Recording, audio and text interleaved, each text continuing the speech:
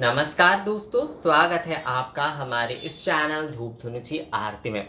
दोस्तों, आज मैं आपको विशेष 8 विषय के बारे में बताने जा रहा हूँ। ये 8 विषय जो है आप नित्य पूजन कर रहे हैं, आप विशेष पूजन कर रहे हैं, उसमें अगर आप जो है थोड़ा ध्यान रखते हैं तो बहुत ही अच्छा होता है। देखिए, ऐसा नहीं है कि ये केवल 8 ही विषय हैं, मतलब इससे ज़्यादा अवगत होने वाले विषय नहीं है, ऐसा नहीं है। इससे कई ज़्यादा कई विषय है जिसके बारे में हमें अवगत होना चाहिए या फिर जो है हम अवगत हो सकते हैं। पर कुछ विषय जो होते हैं वो बहुत मूलभूत विषय होते हैं जिसके बारे में अगर हम पूजा के समय थोड़ा अवगत होते हैं, उन सारी चीज़ों का पालन करते हैं तो वो बहुत अच्छा होता है। क्योंकि ये सारे विषय हम पूजा आदि सभी तो कर रहे हैं, पर वहाँ पर इन सारी छोटी विषयों का अगर हम ध्यान नहीं रखते हैं तो हमारी पूजा एक प्रकार से जो है हम बहुत सारे आयोजन आदि करते तो है, पर उसमें शौचता का अभाव हो जाता है, उसमें सुंदरता का अभाव हो जाता है। तो इसलिए बहुत ज़रूरी है कि आपको इन छोटे छोटे कुछ विषयों का ध्यान रखने का। मैं आपको यहाँ पर 8 विषय बता रहा हूँ। मुझे लगा है ये 8 विषय जो है ये अवगत होना बहुत महत्वपूर्ण है। मैं फिर से आपको कह रहा हूँ कि इससे ज़्यादा विषय भी हो सकते हैं और इससे ज़्यादा विषय है भी, पर ये 8 छोटे विषय जो है ये बहुत विशेष है अगर आप साधारणता भी घर पे नित्य और विशेष पूजन कर रहे हैं। पहला उसमें से है आसन। कभी भी जो है आपको बिना आसन के पूजन नहीं करना चाहिए। हमेशा आपको जो है आसन में बैठकर ही पूजन करना चाहिए। आसन जो है साफ सुथरा होना चाहिए, इस बारे में भी आपको ध्यान देना चाहिए। यानी कि बिना आसन कभी भी जो है पूजन नहीं करना चाहिए। आसन हमेशा जो है आपका पूजा के लिए होना ही चाहिए। इसीलिए आप देखेंगे कि पूजा विधि आदि में जैसे कि आसन शुद्धि आदि के ऊपर भी बहुत जोर दिया जाता है। तो आसन के बिना कभी भी पूजन नहीं होता है। साफ सुथरे और अच्छे आसन में बैठकर ही आप हमेशा पूजन करिए। उसके बाद आ जाता है कि पूजा के जल में कभी भी नाखून का स्पर्श होना, यानी कि नाखून का स्पर्श ना होना, अर्थात जो है आप चाहे आप कोई भी जल, आप आचमनी पात्र में जल ले रहे हैं, पूजा के आप जल लेकर आ रहे हैं, या फिर कोई भी जल जो है उसमें हम क्या करते हैं, कई समय इस प्रकार से पकड़ते हैं तो उसमें ना नाखून डूब जाता है हमारा। तो कभी भी जो है नाखून डुबोकर जो है पूजा के पानी आपको नहीं लेना चाहिए। पूजा के जल हमेशा जो है नाखून में डूबे हुए नहीं होना चाहिए। वो जो होता है वो दोष लगता है, यानी कि वो शुद्ध नहीं रहता है, वो अशुद्ध हो जाता है अगर उसमें नाखून का स्पर्श होता है। तो ये बात आप हमेशा ही ध्यान रखिएगा कि आप सामान्य अर्घ यानी कि कोशाकुशी में भी अगर जो है आप जल शोधन आदि कर रहे हैं तो उसमें नाखून जो है वो डूबना नहीं चाहिए। कलश के जो जल है, कोई भी जल आप भगवान के आचमनी जल हो, पुनराचमनी जल हो, कोई भी जल जो है उसमें आपको कभी भी जो है नाखून का स्पर्श नहीं करना चाहिए। ये बात जो है बिल्कुल आपको ध्यान रखना चाहिए कि नाखून का स्पर्श जो है वो कभी भी जल में नहीं होना चाहिए। पूजा के जल में कभी भी नाखून का स्पर्श नहीं होगा, वो अशुद्ध हो जाता है। तो नाखून डुबोए हुए जल पूजा के लिए शुद्ध नहीं होता है, ये बात भी आप ध्यान में रखिएगा। उसके बाद होता है धूप प्लेट में। बहुत सारे लोग जैसे कि धुंची धूप आदि क्या करते हैं, वो कंडे में हो या फिर छिलके में हो, वो मिट्टी के प्लेट हो या फिर पीतल आदि के प्लेट हो, कई लोग तो स्टील या फिर जो है कांच के जो मिट्टी के प्लेट होते, चीने मिट्टी के जो प्लेट होते हैं उसमें भी वो धूप करते हैं। ये बिल्कुल भी गलत पद्धति है। इस प्रकार से कभी भी धूप नहीं करना चाहिए। ये धूप जो है धूप प्रक्रिया के भीतर नहीं होता है। हमेशा सही धूप पात्र में, पीतल के धुनुची धूप पात्र में ही आपको जो है अपने नित्य विशेष पूजा के लिए धूप अर्चन पूजन निवेदन आरती करना चाहिए। कभी भी इस प्रकार से प्लेट में, थाली में या फिर कोई भी कटोरी आदि में रखकर जो है धूप नहीं करना चाहिए। वो असल में जो है धुनुची धूप करने के सही प्रक्रिया नहीं होते। धूप पात्र में ही हमेशा धूप करना चाहिए। इस बात का आपको जो है ख्याल रखना है दोस्तों। इसके बाद जो है कागज से धूप प्रज्वलन करना। बहुत सारे लोग क्या करते हैं कि कपूर या फिर जो है घी के बत्ती आदि का इस्तेमाल ना करते हुए जो अखबार होते या फिर ऐसे कोई कागज़ आदि होते हैं वो जलाकर जो है वो प्रज्वलन कर देते हैं। ये बिल्कुल भी गलत तरीका है। कभी भी इस प्रकार से जो है आपको धुनुची धूप प्रज्वलन नहीं करना चाहिए, वो अशुद्ध हो जाता है। देवता के निवेदन के लिए वो धूप जो है वो सही नहीं होता है। तो इसलिए कभी भी जो है आपको कागज़ आदि से, कागज़ से, या बहुत सारे लोग क्या करते हैं माचिस से भी जलाकर माचिस की तिली जो है वो अंदर डाल देते हैं, छिलके आदि जला रहे उसके अंदर डाल देते हैं। बिल्कुल ये गलत प्रक्रिया है। आपको हमेशा जो है घी के बाती कपूर से जलाना चाहिए, या फिर जो पाट के लकड़ी होते हैं आप उससे जला सकते हैं, जो दीप काठी होते हैं उससे आप जला सकते हैं। यानी कि आप अगर जो है जैसे कि कागज़ जलाकर ऊपर से इस तरह से जो जो लोग मतलब कागज़ जलाकर धुनुची धूप के लिए छिलके आदि जलाने की कोशिश करते, छिलके आदि जलाते हैं, वो कागज़ का इस्तेमाल ना करके दीप काठी या फिर जो है पाट की लकड़ी प्रज्वलन करके उससे धूप प्रज्वलन कर, वो जलाकर पाट की लकड़ी या दीप काठी से कम वो धुनुची धूप जो है वो प्रज्वलन कर सकते हैं, पर कभी भी कागज से नहीं करना चाहिए। आप बाती या कपूर इस्तेमाल नहीं कर रहे हैं तो पाट की लकड़ी में या फिर दीप काठी बनाकर आप कर सकते, पर कभी भी जो है कागज या फिर जो है माचिस की तीली अंदर डाल के या फिर इस प्रकार की कोई तरीके से जो है आपको धुनुची धूप प्रज्वलन नहीं करना चाहिए। वो देव पूजा की धूप नहीं होते हैं। ये बात जो है आपको ध्यान रखना है दोस्तों।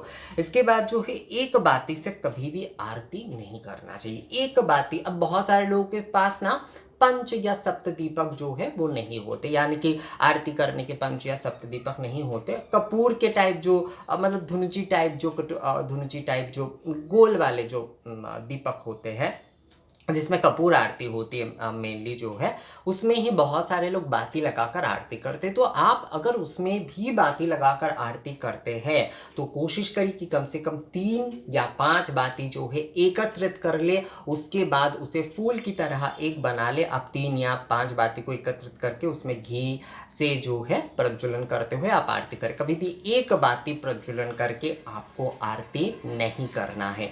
एक बाती से आरती नहीं होती है, इस बात का आप विशेषकर ध्यान रखिएगा।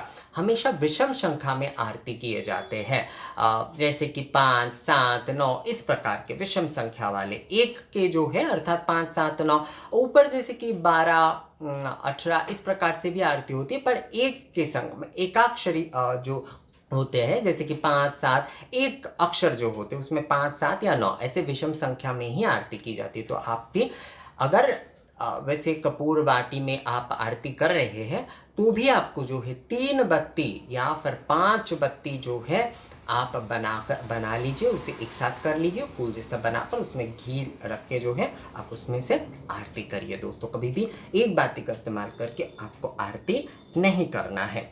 इसके बाद जो विषय आता है वो आता है नैवेद्य आच्छादन करना।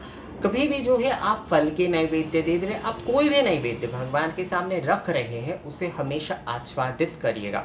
हमेशा जो है पुष्प से, हमेशा जो है आपको कई लोग जो है अक्षत छिड़क कर करते, कई लोग जल आदि से करते हैं, पर कम से कम आपको जो है पुष्प से, पत्र से, चाहे वो बेलपत्र हो चाहे तुलसी पत्र जिस पूजा के लिए जो हो, या फिर कम से कम पुष्प से जो है आपको उसे आच्छादित यानी कि उसे जो है ढकना होता है। आच्छादित मतलब आपने फल आदि सब कुछ सजा कर तो रखे पर आपने ऐसे ही रख दिया, आपने आच्छादित नहीं किए तो वो जो होता है वो नैवेद्य अशुद्ध माना जाता है। तो हमेशा जो है आपको जो है आच्छादित करना चाहिए, हमेशा ढकना चाहिए। एक पुष्प जो है आपको उस थाली के बीच में रख देना चाहिए। जो भी नैवेद्य आपने लगाए हैं, जो भी फल आदि, जो कुछ भी फल हो, पका हुआ भोजन हो, कुछ भी हो, चावल का हो, जो कुछ भी हो, उसमें आपको एक पुष्प कम से कम जो है आप पत्र पुष्प आदि सभी कुछ से कर सकते, पर कम से कम एक पुष्प जो है आपको उसके ऊपर देना है। इसे आच्छादन कहा जाता है, ढकना कहा जाता है। कि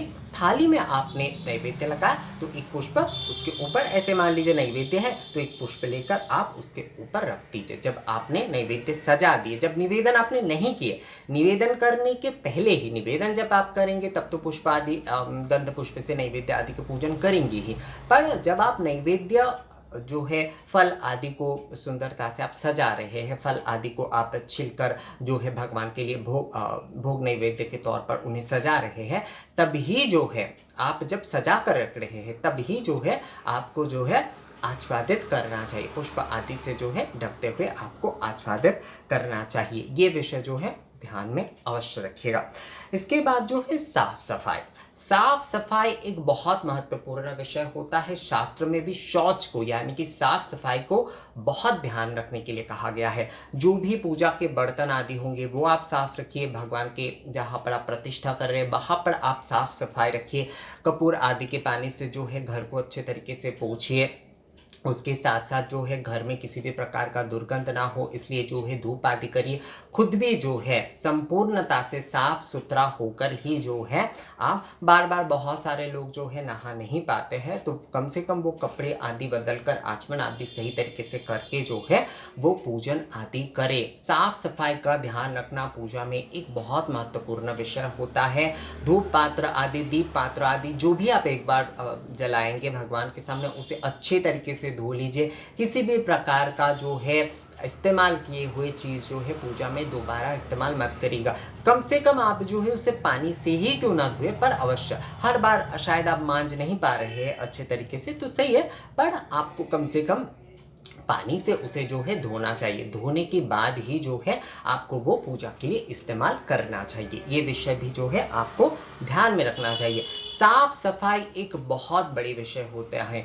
एक बार हमने कोई चीज़ निवेदन कर ली, किसी में हमने प्रज्वलन कर दिए, किसी में हमने निवेदन कर लिए तो वो झूठा हो जाता है, उसे दोबारा इस्तेमाल नहीं किया जाता। उसे अच्छे तरीके से साफ सफाई करके धोकर ही जो है पूजा के लिए दोबारा इस्तेमाल किया जाता है। घर आदि का अच्छे तरीके से सफाई किया जाता है। वस्त्र आदि जो कुछ भी आप पहनकर पूजा करेंगे उसके साफ सफाई पर आप अवश्य ध्यान दें और घर पे भी जो है साफ सफाई का ध्यान रखिए। धूप आदि से वायु शुद्धि अवश्य करिए दोस्तों। इस प्रकार से जो है साफ सफाई का आपको विशेषकर ध्यान रखना ही चाहिए। आप पूजा कर रहे हैं, नित्य पूजा करें, विशेष पूजा करें। सभी लोग सोचते हैं कि केवल एक बार हमने दीपावली पर या दुर्गा पूजा पर हमने साफ सफाई कर ली, ऐसा नहीं है। आपको नित्य प्रतिदिन जो है साफ सफाई के ऊपर ध्यान देना चाहिए। ऐसा अब है कि अभी बहुत सारे काम में लोगों का व्यस्तता हो सकते हैं, तो कम से कम आपको जो है जितना आपसे हो सके आपको उतना साफ सफाई अवश्य रखना चाहिए अपने घर और पूजा के द्रव्यों का जो है। इसके बाद जो विषय आता है वो होता है हाथ धो लेना। हर वस्तु को निवेदन आदि करने के बाद जो है हाथ धोना आपको अवश्य चाहिए। आप धूप निवेदन कर रहे हैं, दीप निवेदन कर रहे हैं, नैवेद्य निवेदन कर रहे हैं, निवेदन आदि विधि के बाद जो है हाथ धोना। किसी भी वस्तु को, मान लीजिए आपने दीपक सजाया, आपको हाथ धोना चाहिए। आप जो है पूजा के कोई कार्य आदि किए उसके बाद आपको हाथ धोकर ही दूसरे वस्तु को छूना चाहिए। तो हाथ धोने के ऊपर जो है हमेशा, इसे कहते हैं हस्त प्रक्षालन, तो हस्त प्रक्षालन के ऊपर आपको ध्यान देना ही है। निवेदन जब आप कर रहे हैं तब तो आपको हस्त प्रक्षालन करना ही है। साथ में जो है जब आप जो है कोई भी वस्तु आदि का सजा रहे हैं, कुछ भी कर रहे हैं, उस समय भी आपको हस्त प्रक्षालन करने की बहुत आवश्यकता है। बिना हस्त प्रक्षालन किए जो है किसी भी दूसरे वस्तु को नहीं छूना चाहिए। हम एक वस्तु को छू रहे हैं तो एक आप जो है पानी रखिए, कलश में हो या फिर जो है गौमुखी जो होते हैं छोटे छोटे तांबे या पीतल के मिल जाते हैं, उसमें से इस प्रकार से आप हाथ धो लीजिए, उसके बाद दूसरे वस्तु को स्पर्श करिए।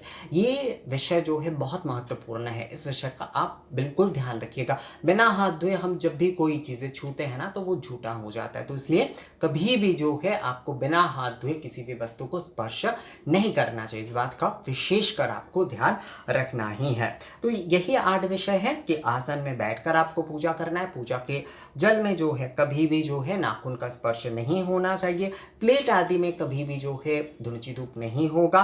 कागज से कभी भी आरती के मतलब पूजा आरती के निवेदन के धुंची धूप जो है वो प्रज्वलन नहीं करना चाहिए। आप उस जगह पर लकड़ी, पाट की लकड़ी या फिर जो है आप दीप काठी का इस्तेमाल कर सकते हैं। और एक बाती से कभी भी आरती नहीं किए जाते हैं। नैवेद्य आदि के ऊपर हमेशा आच्छादन देना चाहिए पुष्प आदि से।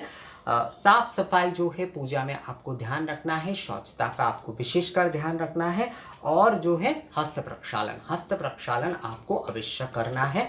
पूजा की जो भी वस्तु आदि जो है आप स्पर्श कर रहे हैं, दूसरे वस्तु को स्पर्श करने से पहले आपको हस्त प्रक्षालन करना ही चाहिए दोस्तों। तो इन महत्वपूर्ण मतलब ये विशेष जो 8 विषय है, इन विषयों को जो है ध्यान रखते हुए जो है, देखिए मुझे ये लगा कि ये सारे, मैं भी इन सारे विषयों का पालन करता हूँ। सभी विषय से अवगत होना, सभी विषय का, हम बहुत सारे विषय से अवगत सो हो सकते हैं पर उन विषयों का हम पालन ही नहीं कर पाते। तो मूल रूप से जो विषय हम पालन कर पाते हैं उन विशेष विषयों को ही जो है हमें सही तरीके से नित्य प्रतिदिन की पूजा में हमें पालन करना चाहिए दोस्तों। तो इन महत्वपूर्ण 8 विषयों को आप अवश्य पालन करिए, हमेशा ध्यान रखिए इन विषयों को, और अपने पूजा को जो है शुद्ध रखिए और सुंदर बनाइए। तो ये विषय आप लोगों को कैसा लगा दोस्तों, मुझे कमेंट्स करके या फिर मेल करके आप लोग बता सकते हैं। वीडियो अच्छा लगा है तो इसे लाइक और शेयर भी ज़रूर कर दीजिएगा। मिलते हैं आपसे अगली वीडियो में, तब तक के लिए नमस्कार।